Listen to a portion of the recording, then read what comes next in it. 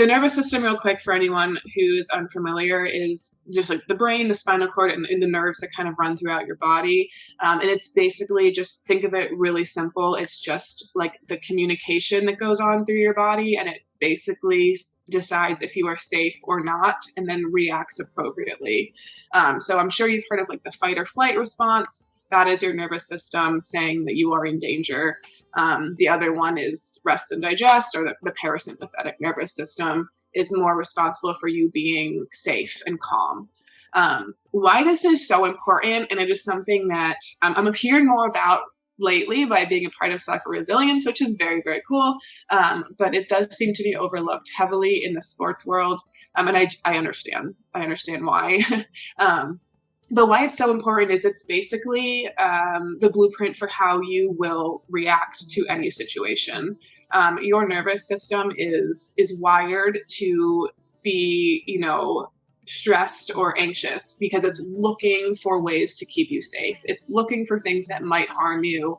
And then if it decides that that thing will harm you, it is wired to keep you on high alert to that thing. So, a quick example for this, which I heard recently, which I thought was cool that we could all kind of like really understand, is like, imagine you meet a dog for the first time and that dog barks in your face or bites you. You just have a negative experience with that dog. Your nervous system, like your subconscious mind, like kind of that programming that you now have, will be to keep you safe from dogs. And what can happen is you will feel anxious. And that might make you avoid the dog. And the problem with that is that your nervous system will now be like, okay, I was anxious, I avoided the dog, I stayed alive, anxiety equals good, anxiety equals safe. And this is how it works for everything in your life. It can be, if we're talking about sports, it can be you make a mistake and you felt some type of negative emotion to that. And now your nervous system is like, okay, mistakes are bad. Let's get anxious because that's a dangerous situation.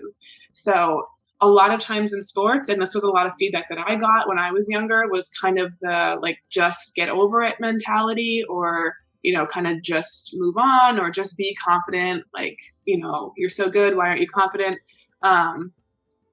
If your nervous system is not regulated to feel safe in this moment with whatever it is, and anything can be a danger, we'll have a hard time just getting over it.